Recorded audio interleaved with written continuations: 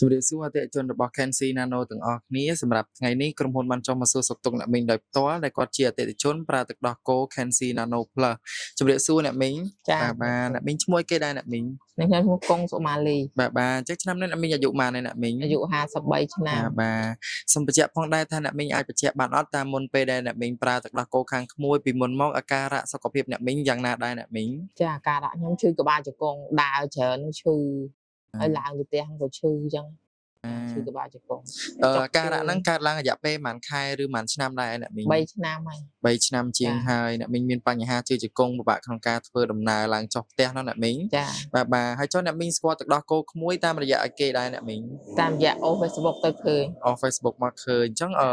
កត្តាអ្វីដែលធ្វើឲ្យអ្នកមីងទុកចិត្តសម្រាប់ចិត្តដាក់ការកម្មង់ទឹកដោះគោខាងក្មួយសាក់លបងប្រើអញ្ចឹងណាអ្នកមីងចាប់អារម្មណ៍ហ្នឹងក៏សាកល្បងទិញ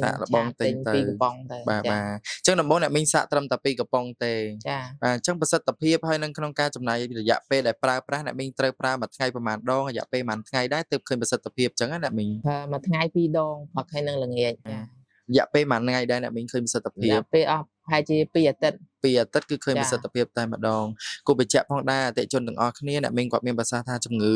បញ្ហាដែលមានឈឺជង្គង់រយៈពេល3ឆ្នាំហើយ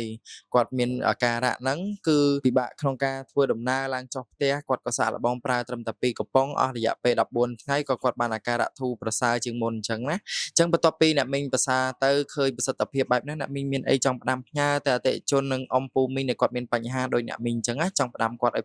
ប្រើវាសាកល្បងបែបណាដែរអ្នកមីងហ្នឹងហើយខ្ញុំសូមផ្ដាំផ្ញើទៅបងប្អូនយើងដែលមានអាការៈដូចនាងខ្ញុំហ្នឹងចុកជើងចុកដៃហ្នឹងសូមប្រើហ្នឹងទៅបានធូរដូចនាងខ្ញុំអញ្ចឹងដោយបញ្ជាក់ផងដែរថាអ្នកមីងមានប្រសាសន៍រួចហើយបើសិនជាអតិជនដតីផ្សេងដែលមានអាការៈដូចអ្នកមីងមិនថាឈឺសន្លាក់ការគៀបសរសៃឬឈឺជង្គង់ចង្កេះតាមកលៈសាច់ដុំឡើយនៅពេលដែលមានបញ្ហាបែបនេះអាចរកដំណោះស្រាយជាមួយនឹង Kensi Nano Plus ដើម្បីទទួលបានប្រសិទ្ធភាពដូចអ្នកមីងដែរអញ្ចឹងអរគុណច្រើនអ្នកមីងដែលមានប្រសាសន៍នឹងការសំណូមពរផងទៅអតិជនផ្សេងអាចសាកល្បងប្រើដូចអ្នកមីងដែរណាអរគុណច្រើនអ្នកមីងជម្រាបលាអ្នកមីងបាទអរគុណច្រើន